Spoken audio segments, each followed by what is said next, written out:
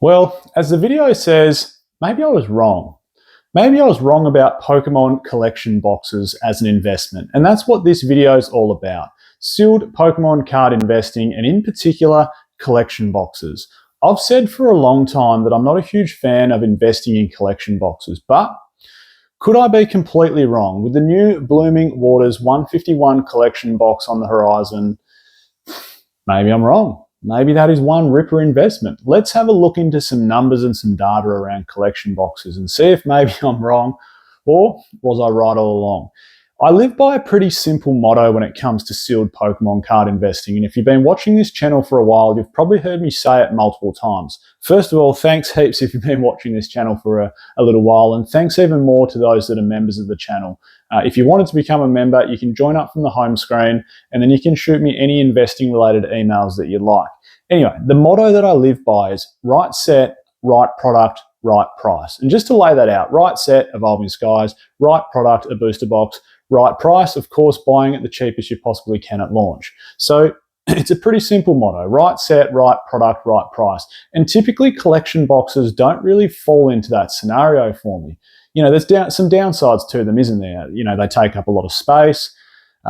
You know, just to buy $200 worth, you generally, if they're $40 in the US, you've got to buy 5 of them just to get $200 worth, and then they stack up in the cupboard and take up a heap of space. Quite often they can get damaged easily. The packs slide around inside there. Maybe the promo gets damaged. Maybe the edges tear or rip away. You feel maybe they could be tampered with. Anyway, there's lots of downsides to it, but let's look into some numbers around it. Maybe some of them are actually better investments than what we think. So let's start off with a pretty common one from a couple of years ago, and that is the Charizard and Reshiram box. So there's a few benefits to this box, isn't there? Like, of course, it features Charizard. There's also 10 booster packs inside this box, and you get some Evolving Skies. I think there's also some Chilling Reign inside here, but the big hitter inside here, there's Evolving Skies inside this collection box. And it's got Charizard and Reshiram as like a tag team promo. What can possibly go wrong? How could this not be a good investment? Let's have a look at it though. In the last 12 months, it's up 12.5%. So not too bad. If you'd bought shares 12 months ago and they'd gone up 12.5%, you'd be pretty stoked. Shares on one hand though, it's literally a click of a button to sell, and you can move them on to someone else, and the money can be in your trading account within the next couple of business days. It's not quite that easy when it comes to the Pokemon card world. When it comes to selling these, this is the really important part. And when I was saying maybe I was wrong when it comes to collection boxes, as a whole, I don't think I am, but I'll get to a conclusion at the end of this video if you hang around. So this collection box, right, one of the things I think you've really got to think about is selling these. Let's have a look at how many are sold. So on TCG Play here, just so you know, it's $87 is the current market price of this collection box. And I'm not saying it's a bad collection box. It's got a decent pack selection inside it, particularly Evolving Skies. It's got a decent promo. There's been 108 sold in the last 12 months. So if you work that out, that's roughly one every 3 days, or just over every 3 days. So let's say, hypothetically, okay, they're $87 box. I can't remember what these were at launch, but let's say they were a $40 box at launch or a $50 box, and you've just about doubled your money, for argument's sake, from $45 for argument's sake to $87. Then you're going to sell, and you're obviously going to cop some fees and some postage and whatnot. It brings you back down to reality pretty quickly. But let's say, hypothetically, you bought 100 of them. You bought 100 at $45, so you spent $4,500, and you're thinking, great, that collection's now worth $8,700. But look how long it's going to take you to sell them. Unless you list them well below market, they're just not going to sell. One every 3 days. Imagine the nightmare of having 100 of those boxes, stacked floor to ceiling, and then having to try and move them, particularly if you don't have a good eBay selling account. It's going to be an absolute nightmare to try and do that. The second one though, just to run through a second one, this is another beautiful collection box. I'm picking the creme de la creme here. I'm not picking bad collection boxes. I'm not picking Vivid Voltage what's the Champions Path Double V collection boxes. These are nice ones. Heavy Hitters Premium Collection. Okay, we've got 2 big dogs on there, Tyranitar, Lucario. In the last 3 months alone, this is up 27%. It's got Evo Skies, Lost Origin, Silver Tempest inside there. You've got nice promos with Tyranitar and Lucario.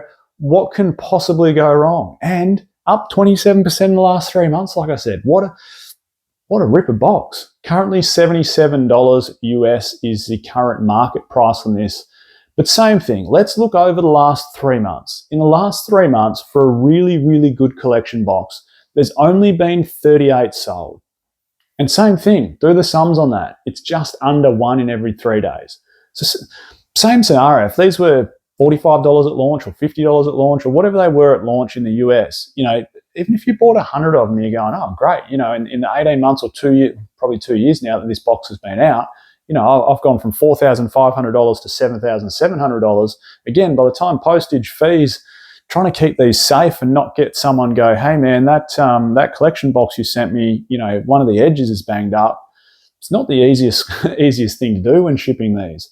So I guess to summarize this whole video and circle all the way back to Blooming Waters, and that statement that I made at the start of the video, right set, right product, right price. If you're going to buy a collection box, the 2 examples I've just given you are the right product. And they've got the right sets inside them to some degree. You know, Evolving Skies, particularly in the heavy hitters one, Evolving Skies, Lost Origin, Silver Tempest. So if you bought them at the right price, why aren't they a good investment? Well, I think there's only one outlier to this. And I'm not saying never buy a collection box. If you like it, by all means do it. I'm just saying it's not the best sealed investment. But here's the outlier. Blooming Waters, right? If we actually look at this product, there's 2 promos inside there. There's 12 151 packs inside there. Now, this I think is a good collection box. I think the only time that you can get a good collection box is probably for a holiday set that has no booster boxes. And if some sort of premium collection box comes out that has a huge amount of packs inside it, like, I'm not saying this is a huge amount of packs, but 12's pretty decent. Like, you got 2 booster bundles worth of packs inside here. There's a dozen packs of 151. This will sell because it has 12 packs of 151. And it's got Blastoise, etc. on the front cover. Like, it's a good looking collection box, and it's got 12 packs. Now, there's no alternative to this. If you're buying 151, you've got to buy yourself Pokemon Center Elite Trainer Box, you know, Ultra Premium Collection, booster bundles, or if you can pick up this, it's got 12 packs inside it. I think this alone, just for the packs, will make it a good collection box. This is the only alternative in my eyes to investing in a collection box. But same thing, you'll need to keep in mind that buying this collection box, it might almost be best just to buy it for the $1 per pack value. You might just want to take out all 12 packs and, you know, 3 collection boxes, and you've got yourself a booster box. Selling 36 packs of 151 booster packs on eBay as a booster box worth of packs is a good way to sell them. I think that would actually sell quicker than these collection boxes. Well, that's an extremely long way to a shortcut. Was I wrong at the start? I said maybe I was wrong. Maybe collection boxes aren't too bad. We've looked at 2 absolute gems of collection boxes. Still haven't done a great deal of movement. Yeah, they've done a little bit, but they're also not selling much. The volume's quite low for them on TCG Player. The only good collection boxes, to summarize, are from, you know, holiday sets, in my opinion. 151, like this Blooming Waters. I've bought a couple of the Crown Zenith ones. It worked out, those pin collections, the Zacian Zamazenta or figurine collections. I think you got 11 packs. And they're on sale for like $29.99 in Australia, which worked out to be like $2.60 a pack, which is like $1.90 a pack US. Same thing. If you just grab all the packs out, that's great buying. I bought so many of those when Kmart had them on special for $29.99. So there are good ways and sneaky, I shouldn't say sneaky ways, there are right ways to go about getting collection boxes. I'm Michael, this is Poke Oz, and I'll catch everyone next time.